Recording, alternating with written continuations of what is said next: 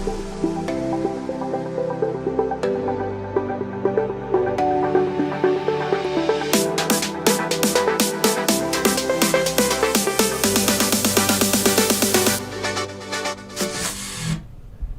what is crack-a-lackin' Ridge Runner Nation? We are so pumped that you joined us for another Ridge Runners live show.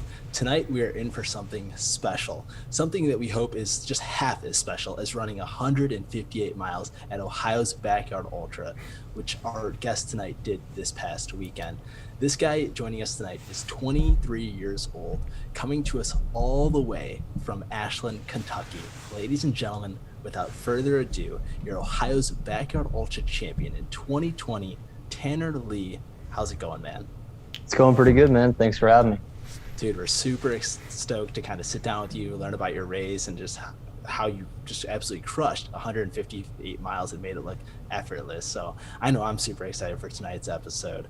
For those of you that don't know, my name is Wesley Harton, and holding down the fort with me tonight is a guy who drinks a pot of coffee a day, JD3, John Dolovaki III. How's it going? Oh, it's going pretty well, Wesley. How about yourself?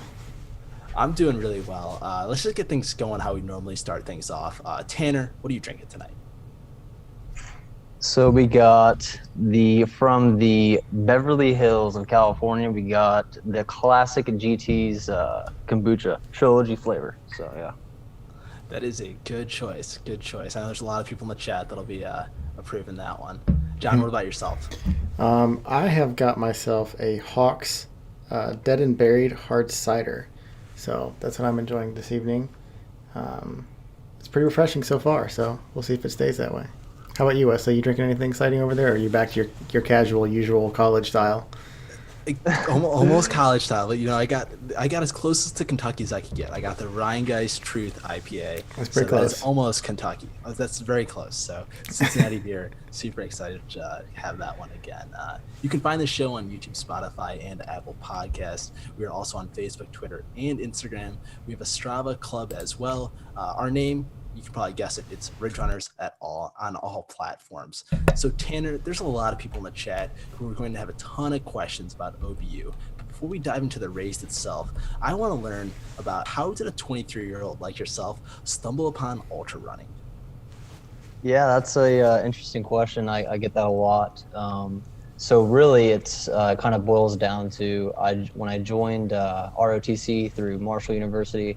One of the things they like us to be able to do is run, and just to kind of maintain that physical, fitness standard. And so it was something I had to get good at. I always ran track in high school, was pretty good at that, was pretty quick, but never really ran cross country. So a mix of that with reading some books on like ultra running with Dean Karnassus and all those guys, David Goggins, the list goes on. But and then I actually met a actual ultra runner, Stacy Saunders, who actually lives in the same town as me. She kind of brought me in and kind of took me under her wing. So, yep.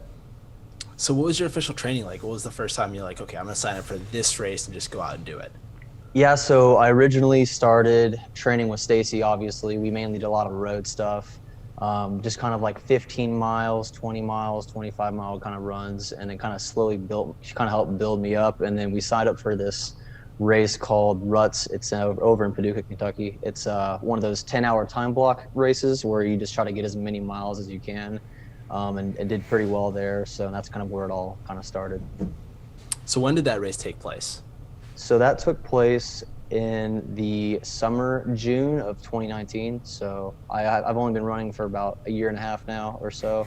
So that's when that kicked off, and it, like I said, it was a pretty good opportunity for me to kind of get my foot in the door. So I think there's some people watching right now that are shaking their boots, realizing that, okay, this guy's only been running for a year and a half, and he's already putting up 158 miles at a Backyard Ultra. The sky's the limit for this guy. So this is awesome. So take us forward. You ran the Yeti 100 as well this past September. Take us through your progression from July last year to the Yeti this year. Okay. So from June, that first ultra, I went in, kind of took a break and kind of got into the cycle of, waiting 6 months or 5 to 6 months and then doing another ultra, kind of giving myself plenty of time to train up. And so the next race after Ruts was the Tunnel Hill, just the 50 miler. So I didn't quite want to jump right to a 100 miler. I kind of wanted to build up a little bit. And so knocked that one out over, I want to say November of 2019. So it was about this time last year when I ran that. And then from there, we kind of bumped up a little bit, registered for Pistol Ultra Run over in Tennessee. And that's kind of when the whole COVID thing hit. And then that turned into a virtual thing. And so I ran it with a couple of buddies who here in Ashland were signed up for that. And so we ran that. And then from there, we headed over to the Yeti 100. And that's kind of where it all kind of accelerated and kicked off. So I mean, I would say so. At the Yeti 100, you finished 13th overall. You were sub 20 with a time of 19:58. Just a truly epic performance there. So I'm assuming that kind of gave you confidence going into Ohio's Back at Ultras that, hey, at least I know I can hit 100 within 24 hours and a couple things involving that. What was it kind of like, getting to the McChesney Ridge Athletic Club on Friday night before the race? There's obviously some people around, everyone's social distancing, COVID protocols and all that stuff. But what was it kind of like just being there and kind of experiencing that atmosphere the night before the race? yeah, so well, first and foremost, I was just kind of blessed to be able to have another event to go to within like almost back-to-back months. And so that was really cool just to have the opportunity, because I know a lot of people aren't really getting to experience that.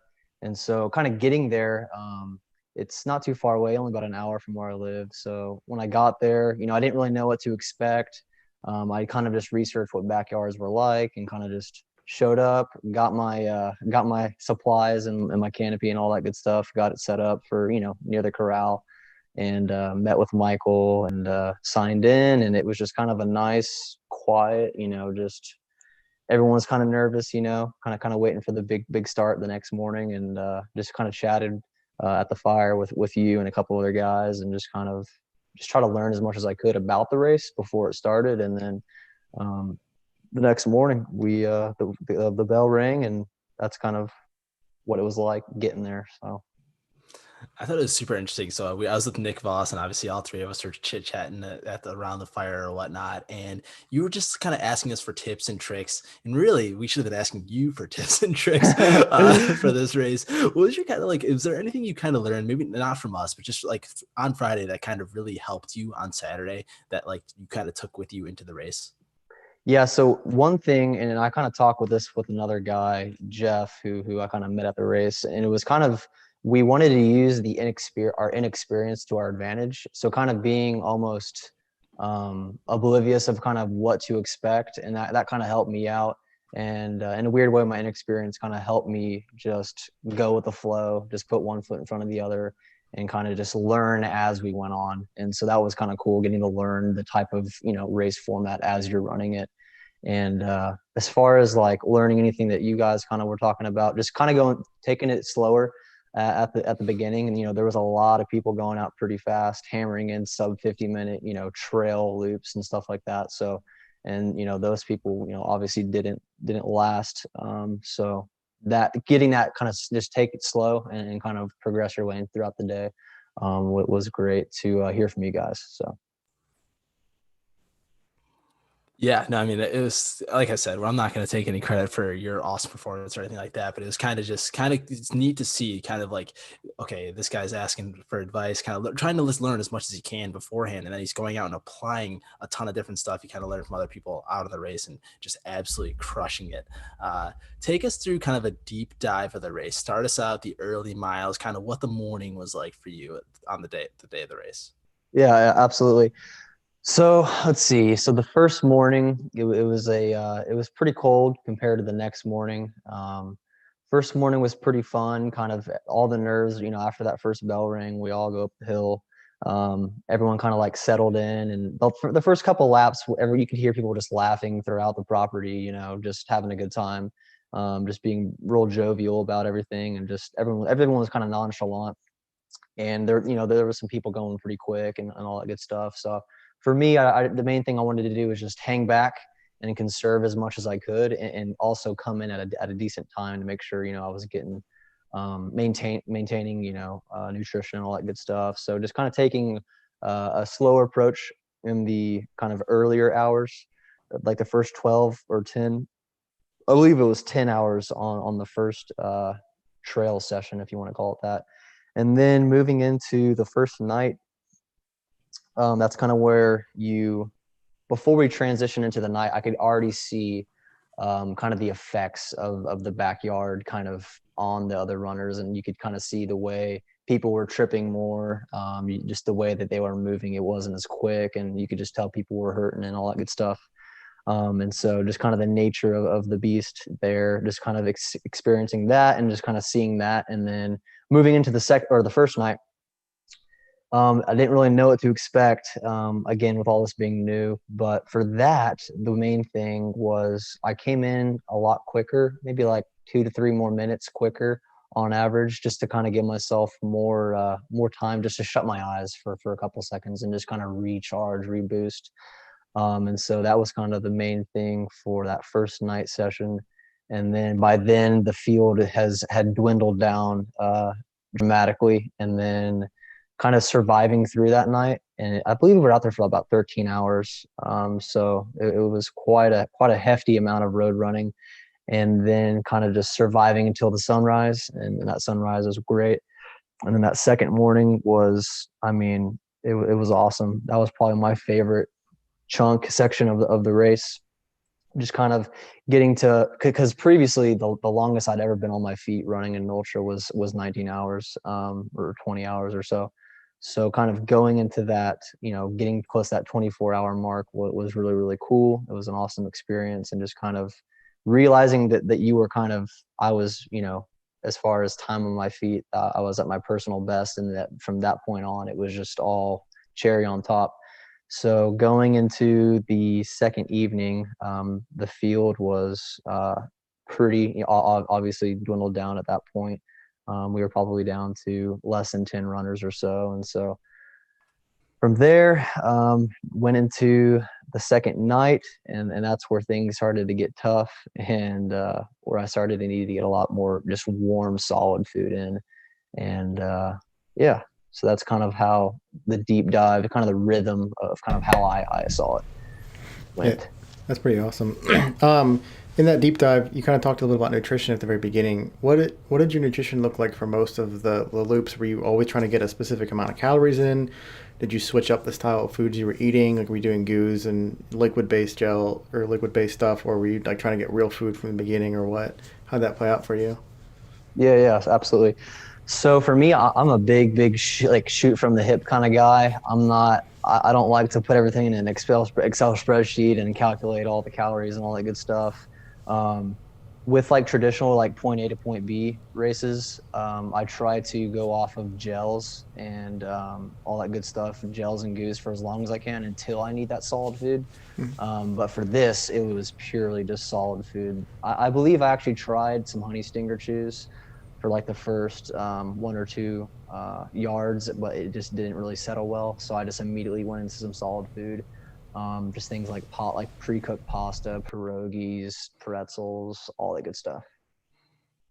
So your deep dive like literally made it seem like the race is like the easiest thing ever. You're like, I just did the first day, the second night was easy. I just go to the second day, it gets dark again. I just keep going. Like you made it sound like it was like the easiest race ever. Was there ever a point where you're out there where like, okay, this is actually a lot harder than I thought it was gonna be? Yeah, I would say there were some, I had two deep kind of pockets of kind of a low. One was about around at like 100 mile, 108-ish, I think.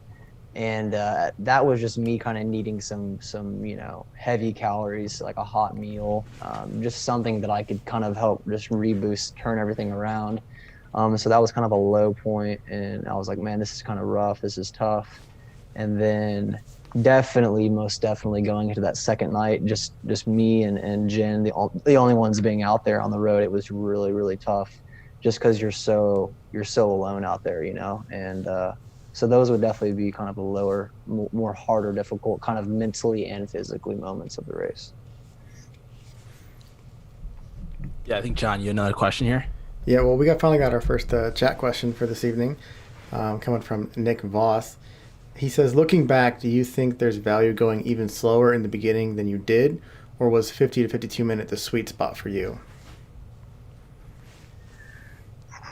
I would say I could have possibly have benefited. I probably would have went even a little bit slower than that. I tried coming in at like 55, 56 minutes for a couple loops, and it just wasn't quite enough time for me. So I think maybe if I toned it back, maybe like a minute or two to per lap, I think that I could have tried that out. But I seem to kind of come in between 50, 52, 53 at the most. So So the craziest part is like obviously I was out there, and Nick was out there, and obviously a lot of runners in the chat might have been out there as well, and it was awesome to kind of see everyone this weekend. But you came in at 52 minutes. But the craziest part that I haven't seen this in other backyard ultras, you got back at the starting line with like 2 minutes to go every single time. What was that process like for you to be like, hey, was it a mental game? You just wanted to prove to the other competitors, like, hey, some of you are coming in at 58, 57. I'm already at the starting line by the time you guys get in. Was that a part of it? Or was it a personal thing like, hey, I want to get to the starting line and kind of settle in again before I go out on the next yard? yeah, so that's pretty interesting because I know exactly what you're talking about. So like when the field was pretty dense, when there was still a lot of runners left, I kind of just did what everybody else did, and then kind of as the field kind of thinned out, I started just going towards the starting line as soon as I felt ready, and it was very systematic with how I kind of approached my crew. They knew exactly what to do, despite their inexperience and my experience with running it.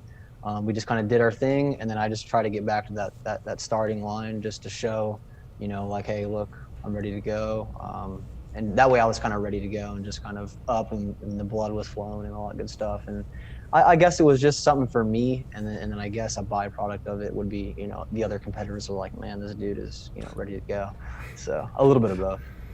I can imagine just like Tim Crow and a couple other people are just like looking at this kid because the tent's right there. They like looking Yeah. at you. He's like, man, I'm still laying in my chair here. You're just literally standing there ready to go 2.5 minutes early. Totally awesome. This is something super unique that I just haven't seen before at a backyard ultra, but I think it works. And I think that's kind of the mental games you kind of play in a backyard ultra. Did you have any other mental games you kind of like used to your advantage when you were out there? Yeah, absolutely. I in the beginning, kind of in the earlier stages of the race, I wasn't eavesdropping, but I was just listening in on conversations, and I wasn't super open to talking with anyone, kind of like right away, unless I had shared like a decent bit of miles with them. And for the people that I did share miles with, I kind of we got talking and just kind of letting time pass by just through like the small talk and all that good stuff. But one thing that kind of like helped boost me is a lot of people were asking, you know, I wonder how many people are going to go to 100 miles, or I wonder out of the existing field at the time, I wonder how many of them are going to drop at 100 miles. So those kind of things I kind of took mental notes of, and for me it was like I could identify those people as people who definitely did not want to kind of go, you know what I mean, like go just to like win it, I guess you could say. And so with that, I kind of use that as I don't know. I kind of stored that away and just kind of used that for the future. And then those people ended up, you know, dropping off eventually. But other than that, just kind of storing away those kind of things, and then kind of getting the starting line early. Just really just running strong and just hitting those uphill strong, and just not really, showing any weakness, I guess. Was kind of just the overall game plan. Just trying to be strong. So.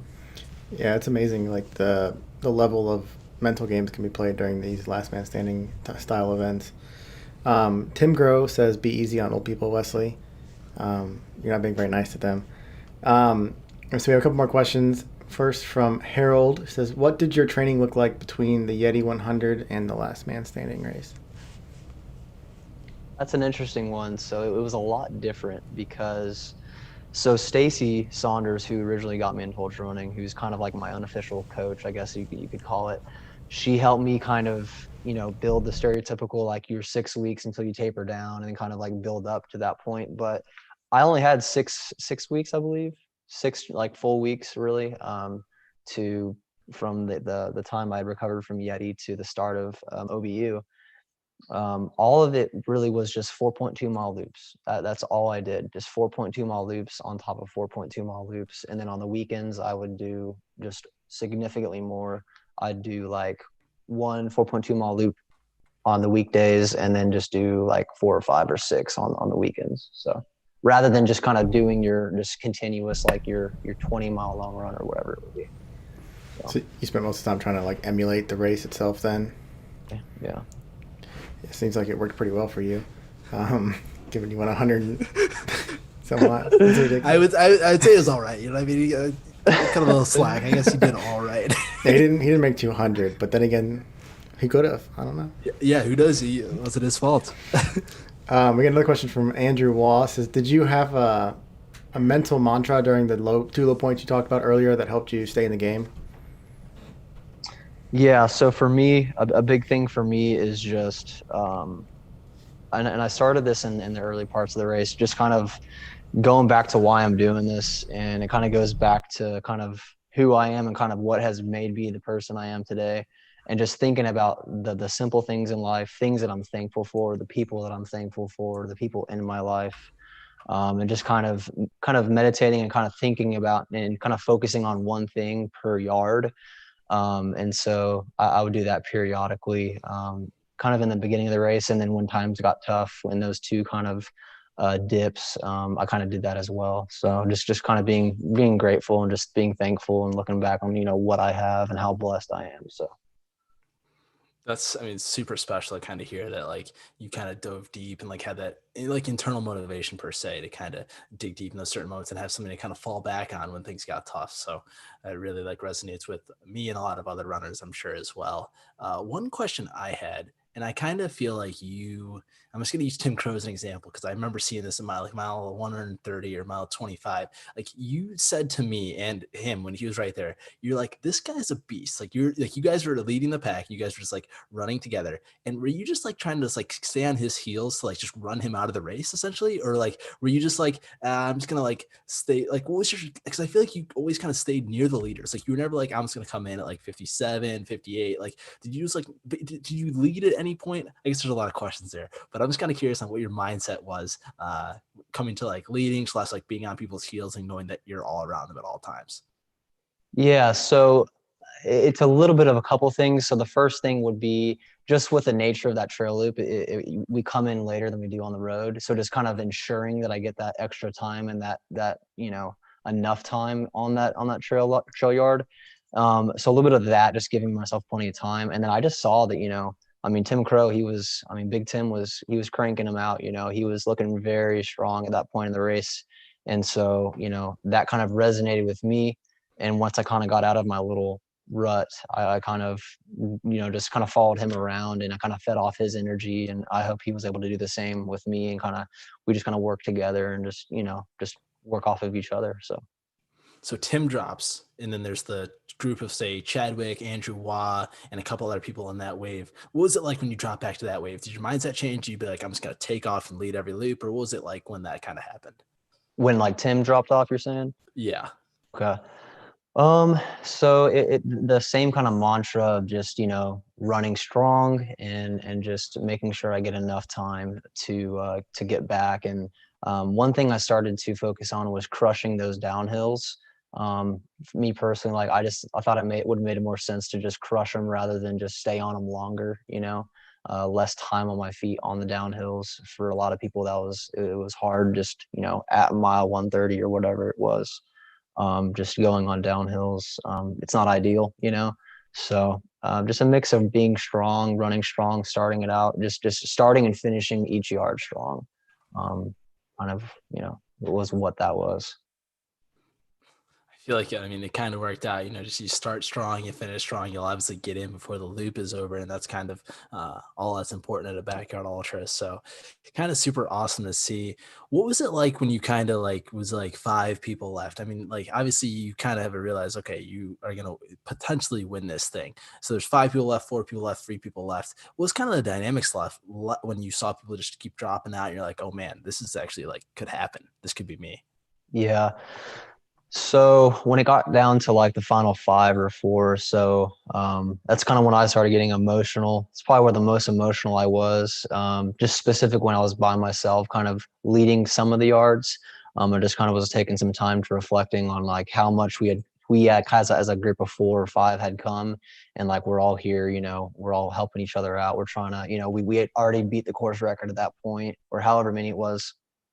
And so at this point we were just, tacking on more history, and so that was kind of cool, and just kind of appreciating the other runners that were with me and just kind of hoping that they would go with me and be willing just to keep pushing and keep pushing. So,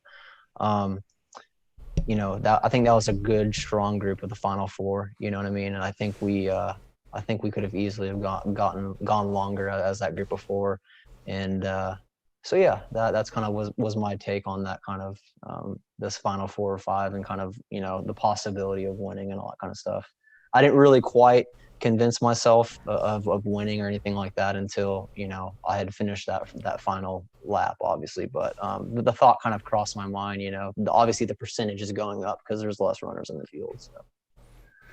Yeah, people like me were dropping out, so it made it a little easier for you. Nick and everyone else, we're all second place outside of, and then obviously you.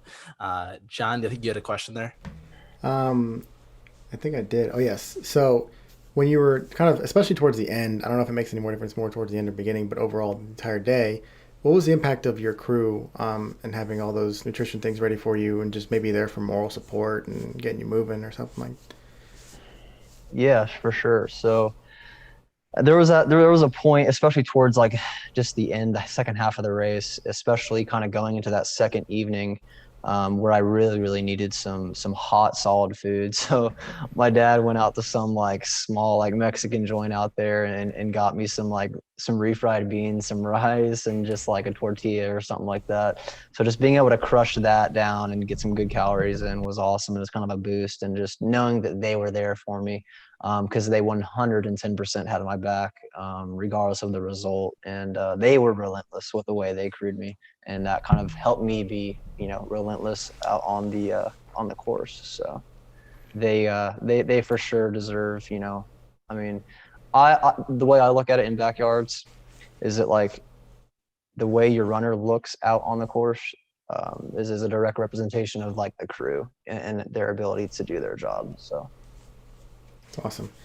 Um, we have another question in the chat coming from Andrew Waugh again. It says, how much further do you think you could have gone since you are the only runner to not DNF?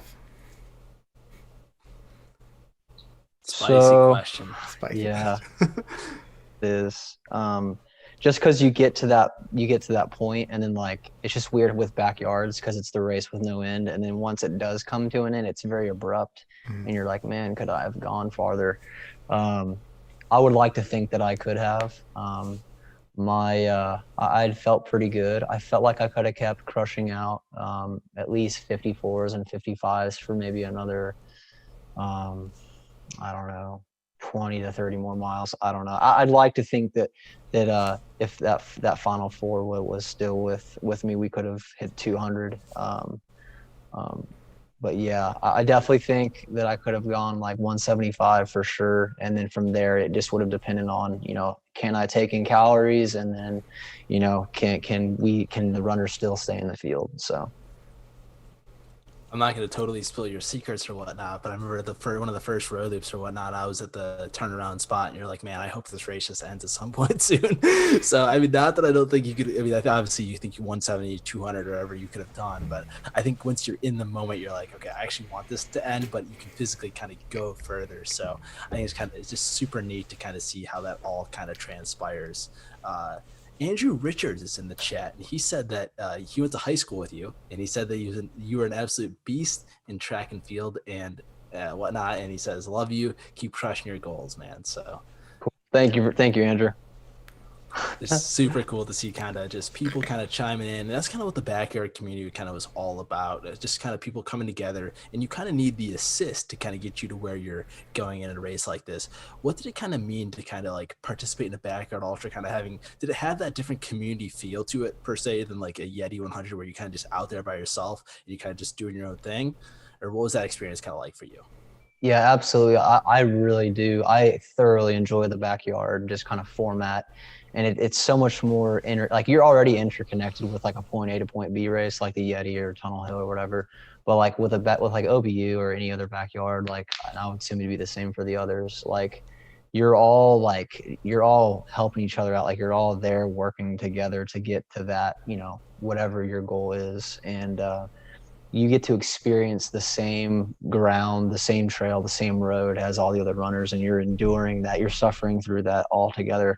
So it's I would say it's more of a smaller, intimate experience in the kind of the backyard format, and it's just more tightly knit. and you just get to have so many more conversations because no one's out there trying to crush, sub 8 minute miles. You know what I mean? They're out there just to endure, and they're out there to last as long as they can. So I think that in and of itself, the different style just says a lot more about not only the people who run that kind of race, but just kind of, how tightly it brings you guys together. So. Was there any people specifically that maybe you like had a special impact on you and your race on race day? Yeah, definitely. So Chad Robinson definitely was a big motivator for me. He helped me out. I mean, for me, I just came very unprepared, and he definitely stepped up and kind of, was able to help me out in different ways. And, he was crushing it, like over like after like a mile 120 or whatever it was, like he was still crushing it. And so just to see him out there, not only had he helped me out, at the beginning part of the race and even before the race started, and he just gave me all this advice. Just seeing him out there definitely boosted my spirits. Anytime I got down, I was just like, oh man, there he is. Let's go. Yeah, Chadwick's a interesting kind of guy. He's got a good McDonald's skit on one of our shows. I forget when that was. It was pretty far back, wasn't it, Wesley? Yeah, I couldn't tell you what number that was, but that was a pretty solid one. Chadwick's always poking around some awesome videos himself, so it's awesome. He's good. Was it painful when you were coming back around for those loops to see everyone sitting by the fire and just chilling? Oh man. So yeah. So I guess like at some point, I guess like around mile 115 to 20 or something like that. So apparently like my crew's tent got like blown away and it just was destroyed. So we actually had to relocate. We were borrowing Michael's tent. And so it was really close to the fire, and it was almost perfect because like I could feel a little bit of warmth like whenever I went under the canopy for that break. But it was definitely a trap, and like that was kind of the fire is the trap. Like the fire is a trap. Like that was the mantra everyone had kind of talked about even before even on Friday night. Like that's the trap, and just to kind of stay away. So it was hard. Yeah. Yeah, I can imagine just having to have, especially when you kind of get relocated to the front corral or whatever. Did that kind of help you out at any point, or like, because obviously like when people drop out, other people move up, and so you kind of got like one of the first starting spots where everyone else was. Did that help out like mindset wise, like, or is that just kind of like, oh, I don't care, I'm gonna get there 2 minutes early no matter what? I mean, as far as distance goes, it might have been a little less, but at the end of the day, I think I was going to continue just to be there, with time to spare before it all started. And it was kind of nice just to be a little bit closer, but really no difference, in my opinion. So. Yeah, no, I kind of get that. Michael, we'll make sure to tell Michael put your tent on the hill next time, up like 100 yards up, so you have to climb that and then come back down. Yeah. Maybe then we could slow you down a little bit. Okay. Sean, I think we had another comment for you. Oh yeah, your mother's in the chat this evening, and she says she couldn't be more proud of you, and you are a superstar. So always love some motherly love. Thank you, Mom. Love you. Yeah, I mean, just seeing your crew out there and like they were, I mean, just relentless. Like you mentioned that they were just relentless themselves, kind of just helping you out and kind of just going above and beyond. Kind of like we kind of talked about the impact of it, but what was like the one thing that like changed the game that they kind of went above and beyond that like was like, okay, this is like unbelievable what they did for me here, and I just need to keep going kind of for them? So yeah, I think all three of them did a fantastic job. Not only with the relentlessness of just always just continuing, no matter like, no matter whether they're sleep deprived or tired or hungry or whatever the situation may be, like they were always willing just to help me out and made sure I had anything and everything. Like I have no excuses. And, specifically my dad, I mean, he basically was awake probably longer than I was for the entire event. So that in and of itself, I didn't know at the time that he had done that, but afterwards it really made me appreciate, look, these people are not only here, but they're really here to help me, go big. So. Yeah, that's wonderful to hear that, and especially staying up longer than you. That's always impressive too. But I can imagine it gets kind of tedious between the loops where you're just waiting and you're like wanting to fall asleep by that fire. So I think it's almost more impressive to stay awake not running than it is while running. Michael's in the chat, and he says that you have first dibs on 2021 OBU if you want it. In addition, he says you look even younger in this video than you do in the weekend, like in person. Appreciate it, Michael. I'll take you up on that. And I don't know how to respond to the other one. I guess it helps out because when I'm 40, I guess I'll look younger. I don't know. Yeah, just ignore Michael. You've met him or whatnot, so you kind of know. Just like anything he says, take it with a grain of salt and just like throw the salt out the window. Don't even worry Yeah. about it. So All right. Sounds good. that's good advice for dealing with him. But let's kind of talk about like future backyard ultra goals. So from my general knowledge and with the backyard ultras, 158 could get you into bigs as like just by itself and whatnot. So I know Ohio's Backyard Ultra in March is going to be a golden ticket race. Whoever wins that race is going directly to bigs outside of the mileage or whatnot. But kind of talk about what are your futures? So what is your future like in the Backyard Ultra game? Yeah. So right now, I plan on registering for more events, but I've also got Ode to Laz up in Holly, Michigan. So we got that upcoming. That'll be in July of 2021.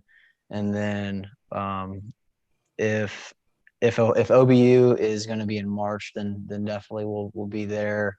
And then I also have applied to bigs, so I don't know how all that's going to unfold with all the COVID and all that kind of stuff. From what it sounds like, a lot of the slots are filling up, but I think with 158, I think I've got definitely a striking chance at getting into there as kind of like a I don't know, the affiliate race times, because I mean a lot of the times or a lot of the distances you see with a lot of the other ones don't really exceed past 120. So I mean I think I've got a pretty good case. Is the O to Laz Backyard Ultra a golden ticket race, or is that just like an affiliate race? Let's say that's a golden ticket race. Okay, so you've got two golden ticket races. You're going to go win both of them. You're going to steal two spots from other people, and it's going to be awesome to see. Oh, man. No, it's gonna be good, especially like in March. I mean, obviously, I think with it being a golden ticket race, I think that people are the more events that Backyard Ultras kind of take on, the more people learn about them, and more people are like, okay, I can go this much further. I see this person going this further, and so I think the more that kind of the time passes, that everyone will kind of get closer to that 150, the 200 goal, and that people maybe just started Backyard Ultras for doing just 100 miles or maybe 50 miles or whatnot. So kind of with that being said, like going into those other races, what do you think is gonna like your max peak, or like what do you think like obviously you're gonna want to win, but like what do you think if you got towed the line with like Courtney DeWalter, like what do you think you could go? Well, if I started towing the line with those kind of elites, not only would it be an honor to do that, but I definitely think when you're towing the line with like-minded people, I mean nothing's the limit. You know what I mean? It's just how far can we keep going? And just kind of it all depends on how many people you can get so deep into that race. And the more people you can get deeper, the crazier the possibilities are. So That's going to be the thing. Who's showing up? Who's showing up in March to take on Tanner when he defends his champion at Ohio's Backyard Ultra? We're bringing everyone out. I don't know who's coming. Maybe we'll get Troy Allen. He's won last year. We'll get him back. We'll get Gabe Rainwater back. He just did 200. We'll get Jacob Conrad down to OBU. We'll make it a big party and see who can go like 250 and make it the best Backyard Ultra affiliate race ever. And then you can go to Odolaz 120 and take a win there as well. So. No, it's just cool to see. The Backyard Ultras is just an awesome kind of event. It's just kind of one that like it just pushes people to their limits, and it's just kind of one of those unique experiences. Michael says that he thinks that, oh boy, this comment, I don't know if I can say it. So he says that Laz is stingy. He's hard on the regular applicants. 158 is a good resume, but he doesn't think that Laz favors youth. So he thinks that a golden ticket is your best way into the big dance. So that's kind of what I would do there. But do you have any like, I mean, like you went sub 20 to 100 mileage. Do you have any like goals like getting back into like a fast 100 again? I mean, right now, I kind of I'd like to focus on the backyards for at least maybe a couple more years, and then possibly kind of go back to the traditional point A to point B. But I'd also like to get into some mountain races too. Just testing the legs with maybe like No Business or something like that. Just some more vertical Eastern Coast races. So. Yeah. So, I mean, like when it comes to like a mountain race or just future goals like that, like what's one thing that kind of like drives you to like those other races per se? Like after you do the backyard ultra thing, it's kind of unique that you're not that you're doing it backwards, but it's just awesome that you're seeing like such a young age kind of doing it all on the backyard ultra, and then we'll hit the 100 milers later. But what are some of those 100 milers later that you really want to dive into? I mean, there's really nothing in particular, you know. It would just be nice to run some of like the bigger ones on the East Coast and kind of knock those out first, and then maybe work my way over to the West Coast and possibly if I'm, you know, still doing all this at that point.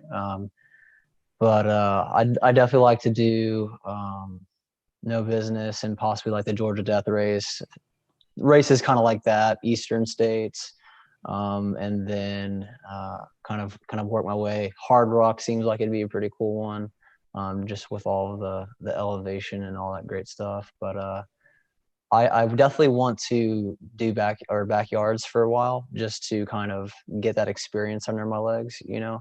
That way I know I can go the distance, and then it's a matter of like, can I train to that race's like requirements and kind of the different elements that are incorporated with those different kind of races. So using the backyards as kind of like a good foundation, a good base. I love it. I love it. I think it's a smart way to go on about it, and it's gonna just yield a ton of success in the future. So Jen Russo, the person who got your assist, obviously, has done a ton of the hardest 100 milers on the East Coast. So if you're looking for someone advice, I'd talk to her. What was it like when it was just the final two of you, and what was the kind of like that when that kind of played out? Like, oh wow, it's gonna be one of the two of us here. Yeah, it was kind of, you know, it was definitely interesting. Again, it's just so lonely out there, you know, when you're out there on that road section, and it's just two people. Because the night before you're used to seeing headlamps, you know, going, you know, for however long both ways. And I just think that we weren't really going at similar paces, so we weren't really able to kind of feed off of each other's energy, you know. And so that kind of played a part, I guess, a role into kind of like, I don't know whether we might have been able to work together closer, maybe have gone further. I don't know. But we just really weren't going at different paces. She was kind of doing her own thing, and I was doing my own thing, and just kind of, I think we were both just kind of focusing on ourselves and just, you know, continuing to do what we were doing, and then hope you know, that we could have went as far as we possibly could. But yeah. So we got some more. Get another question. Oh, So we got some more positive feedback coming in from the chat for you. Chadwick joins, says you're the man. We've got Abby says the Fran clan all loves you, so they're so proud of you as well. Who else we got?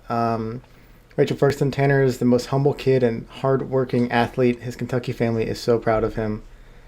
Oh my gosh, Rachel. So you got your whole family and everyone else you know down in the chat right there supporting you, which is awesome. So it looks like they showed up here as well, so that's great to see. I don't think we got any other questions. Chadwick's got a big one. Oh yeah, he wants to know if you ever seen the movie Gremlins. It's important. Oh yeah, absolutely. See, that's how you went further than me, because I'd never seen that movie. So that's probably why you both went further than me. That's definitely it. Maybe you should watch that one before March. Dude, right after this, it ends up getting right to the Netflix, Hulu. Fine, remember it's on. This year we'll have to bring a screen and projector and just watch Gremlins. Yeah. What do you think, Michael? Can we make that happen? Michael, little Friday social night. distance. I'll bring the screen. Gremlins. We'll just make it happen. I'll bring myself. Yeah, of course. All right. That's awesome. Let's hit up with some of our quick questions that we always ask. What is well, let's go with my favorite right now, which is our Spotify playlist is fantastic. I mean, I'm telling you, it has the most wide-ranging selection of genres on it. If ultra running had walk-up songs like baseball, what would yours be? And I want to quickly dive in here. If you could play one song when you're about to head out on the last loop to win the race, that kind of like, would that be part of the song too? Okay, so hear me out. Ready? So it's gonna be "Everybody Wants to Rule the World" by Tears for Fears. I can get behind that. Yeah. I can get behind that. So we'll That's have to get Cam to add it to the list. It probably will be up in 30 seconds, like last time. So, well, that links in the description, I believe, right? Yeah, it's officially made its way to the description of the YouTube video. So if you want to check out our Spotify playlist, you can check that out as well. This seems like a good moment here to give Tanner a quick chance to catch his breath. And while we do that, I want to tell you a quick 30-second story. Let's hear me out for a second. The morning we hit 400 subscribers on YouTube, I got into a heated debate with our sixth man of the nation, Cam Wrench. He thinks now that we hit 400 subs on YouTube, that we're just going to plateau for a bit. And I said, listen, no way. Have you met Rejuvenation? You guys have backed us since the beginning, and we want to know that every time you tell a friend about this show or you subscribe on YouTube, that we feel that appreciation, and we just want to say thank you. So, Tanner, with that, I want to ask you our next question. And what was like the one thing that you couldn't leave an aid station without on race day? So it'll definitely be two things, just calories in general, and then my big thing is chapstick. That's a good one. That is a really good one, especially out there in the sun and whatnot. So Eric Anderson asked earlier in the chat, he said, what was your nutrition like? And you kind of dove into a little bit with like solids and liquids, but let's just do a quick deep dive on nutrition, because I feel like that's such an important integral part of Backyard Ultra. So what were the solid foods that you were eating, and what were the liquids that you were drinking? Yeah, so for the liquids real quick, so I always did like a half and half. So in my handhelds, I did like a half and half of water Gatorade. I've tried like Tailwind and all those other like endurance mixes and stuff like that. It just doesn't settle well. So half Gatorade, half water, and then just sipped on some ginger ale every time it came in a little bit, just to keep the stomach at bay and just keep the sugar in, And then that pretty much covers it as far as liquids go. And then as far as like solid foods is kind of where I was kind of focusing on for this event. I believe it was like tortellini or something like that. No sauce, just kind of like just plain tortellini, some baked potato pierogies, just all kinds of chips, Cheez-Its, like barbecue chips, Slim Jims. Yeah, just all those kind of just snacky kind of foods. So just easy to grab and easy to eat. Was there anything that you were craving that you didn't have that you'll definitely bring next time? Yeah, definitely some sort of like sweet candy. It was like Chadwick Robinson had like a 400 pack of Sour Patch Kids that you could have just stole from him after he dropped. He's already mentioned that in the chat. He's gonna bring those for the movie night. Sweet. Here, Tanner is the best. This is the most important question we're gonna have tonight, and it's from Michael, and it says, "How does it feel to have beaten Wesley by 3 times?" Oh, come on. Well, I mean, I don't know. It just depends on how much of, I think Wesley could have went a lot further. I think he could have, if he had maybe prepared a little differently, or possibly had, a different setup. I don't know, whatever it was, but I'm pretty confident Wesley will exceed the 100-mile mark this upcoming March. So, Wow. but I mean, I guess if it's supposed to feel good, then it's supposed to feel good. I don't know. I hope you just take a victory lap all the time, because this may be the last time you ever beat me in a race. So I'm pretty competitive. So who knows? Come March, maybe I'm out here running 200 miles or whatnot. So All right. no, I don't think that's gonna be the case. But no, it's kind of cool, and I think it's wild to say, like, because I ran 58, you ran 158, and it's just kind of awesome to kind of see you go out here and just crush these backyard ultras. So Michael Owen also in the chat says that I heard Mexican food came in to save your race. Is that true or false? 100% true. So break us through that. Talk us through that. So, I mean, my dad brought me in a pan of, I just really needed some nice, warm, just heavy, solid food. I'm pretty lucky, like, my gut is pretty solid, just knock on wood, obviously, but, like, I feel like I have the ability to, like, put down some pretty heavy food that not a lot of people can in these kind of events. So with that, I think I had a pretty safe choice with the Mexican food. So we had our like Spanish rice, we had refried beans, and then like it was like fajita skirt with like some tortillas. So just kind of mixing all that together and just shoving it in the mouth and just kind of going. It sounds like a delicious meal, especially on the run. Your dad is in the chat and said, "Sorry for letting our condo in the woods get destroyed by the wind. I thought I had anchored it down. Also, I'm sorry for letting you forget your headlamp. But Michael has said that I think the headlamp was user error." on your part. Yeah, it definitely was. Yeah. What we got Could next, that have, Wesley? could that have potentially been a mind game, or was that truly a headlamp error? So when I went out, I just, normally I have the 3 settings, and then you have like the red setting at the end.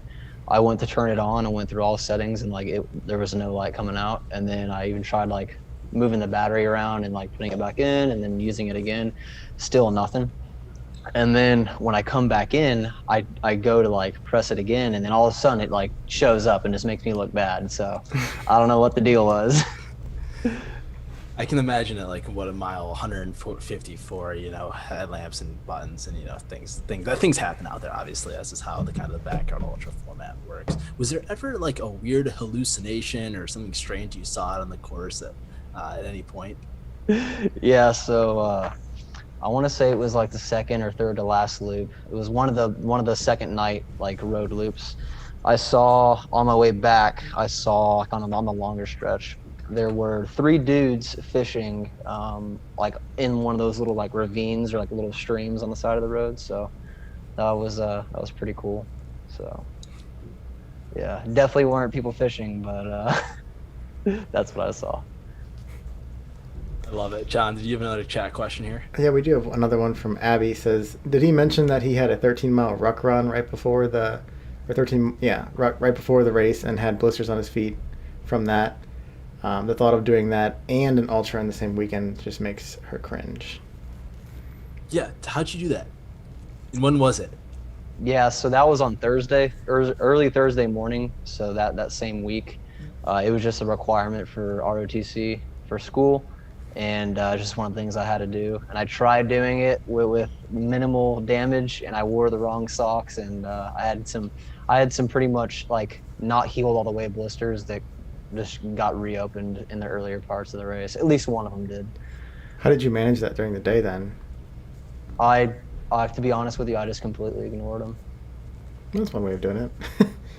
Nick Voss, take notes. Yeah, no, that's wild to think that, like, okay, not only did you beat me 3 times mileage wise, but you also did a 13-mile ruck run Thursday night when I was kind of just sleeping and capering and doing all this stuff there. That's just absolutely wild, man, to kind of hear you kind of just get after it. And just, I feel like you're at the stage now where you kind of just go for it. You kind of chase down all your dreams, whether it's ultra running and everything kind of involves with that. What's kind of been like your overall arching mindset now? Like, what's one thing you want to accomplish in ultra running, say 5 years in the future from now? So 5 years. So obviously, like, the goal was to win one eventually one day. So now that I've been able to do that, I'd like to win kind of one of the traditional races, and I'd like to be able to run at bigs, and then maybe get into like one of the higher profile races or something like that. And just kind of, with all that, kind of see progression and kind of see like not only like progression but like strength and experience, and kind of like as I get older, hopefully get better. So. How do you think, I mean, because you are experienced now, obviously, just 158 miles, but you're also so kind of like still new at it. How do you feel like that's going to transition when you kind of gain that experience? Do you think you'll kind of like keep that newness to your advantage, or just kind of go into races kind of with that same feeling? Or do you think it'd be like eventually like, I'm the veteran at this thing, I'm just going to do what I need to do? I mean, it kind of goes back to the whole like use your inexperience to like your advantage. So like now, I guess there's more pressure. I guess most people would look at it as if I've got more pressure, with kind of like that 158 under my belt. But I would definitely just take it in and use that as kind of, this is how far we can go, and build some confidence from that, and just kind of help that just kind of propel me into whatever event it is that I'm going towards. So. Yeah, that's great to hear. And I was just thinking that if you show up to OBU in March and you ask Nick Voss and I for tips on the around the fire, that we may actually just throw you in the fire, because that would just be a little ridiculous. We don't need that in March. You could just, if you do that again, listen, that's not gonna end well for you. But no, that's awesome, man. Kind of another one of our quick questions here they've always asked is that if you could run with one person in the history of the world, even if they aren't a runner and they can keep pace with you, who would it be and why? Do I have multiple options? Oh yeah, you just want OBU. You can take as many as you want. Okay. So this first one just sounds cliche, but it kind of goes back to like who I am as a person and like my faith. So it'd definitely be Jesus himself, and then on top of him, we'll have Courtney DeWalter, Harvey Lewis, and those kind of guys. So just those like all-time pros. Have you ever met Harvey? I never have, no. Okay, maybe we'll get him down at OBU as well, and you can mix it up with him. So did you? What was your? Did you follow Biggs this past year, and kind of like what was it like, kind of seeing that kind of transpire? Yeah, I followed it pretty closely, kind of like when it went on, and just kept up with each of like Laz's like I don't know if it was like spoken word or what he was doing with each one, but like each yard had its own thing, and it was really cool how he described it all, and just kind of looking at the pictures and videos. It was kind of limited on kind of how they were able to broadcast it, but definitely was in the loop on that. So. Yeah, no, I feel like you have to be to kind of just keep tuned with that and see what those guys are going out and doing. And it was cool to see this year 3 Ohioans in the final, whatever, 5 or 6 it was. So it'd be kind of cool. You're not an Ohioan, unfortunately, but it'd kind of cool to claim you as ours and get you down there as well. John, I think you have another chat question here. Yeah, we have another one from Rachel Ferguson that says Tanner forgot the next race on his agenda is the Turkey Trot, and you're hoping for another victory that day. I guess so. We'll see, man. We'll see. I think that's a local 5K. So that I won my age group last year. So Apparently, this is where it all started. yeah, I don't know about that. I think it was just something we kind of did for fun. But. That's awesome, man. So kind of going off like the Turkey Trot, I know that's kind of it's a big race in itself, but like if there's like one dream race that you could officially like say, hey, I want to do this race, what would that race be? Probably Biggs. We're gonna get you there. We're gonna get you there. Yeah. And then if it was like a point A to point B, like Moab or Hard Rock or something like that would be cool. So what say drives you to Hard Rock over like say Western States? I'm always kind of curious because I'm kind of the similar way. Like I think I'd always prefer that over Western, but I'm always kind of curious to hear what other people's perspective is on that. To be honest with you, the whole lottery system and just your chance of getting in and like how much work you have to put in just to get a spot is very unattractive to me. And like I believe that it's good to be able to have to like work towards like an entry spot or whatever like position to like toe the line. But with things like Hard Rock, it's not as extensive, and whatnot. But I just find the whole lottery and the wait list and just the odds of getting into Western States and those kinds of races just kind of unappealing and unattractive. And I mean, as cool as it would be to run in it, I think there's bigger and better races out there. So. For sure. So kind of wrapping things up with our final like quick question here. If you could give some advice to someone running their first backyard ultra, what would that advice be? Just one thing for them. Man, do not go in with a goal. Do not go in with a goal. Okay, so I know it's like what you said, but how are you gonna how do you compartmentalize that a little bit? So how do you kind of give people advice to kind of do that? Because I know it's so tough being like, people want to set like 100, 125, 150. How do you actually go in without a goal and be successful? Just take it 1 yard at a time and just soak it in as it comes, and just conserve yourself and just don't go out too hard in the beginning, and especially those first couple of yards, and just run wise and just run strong, and just don't set a goal, because as soon as you get there, I mean, you're gonna mentally check out, and that's just the reality of it. And you saw that for some people at OBU this year. So just don't go in with a goal. Good advice. So before we close out here, if any of our listeners who want to follow you on social media, where can they find you?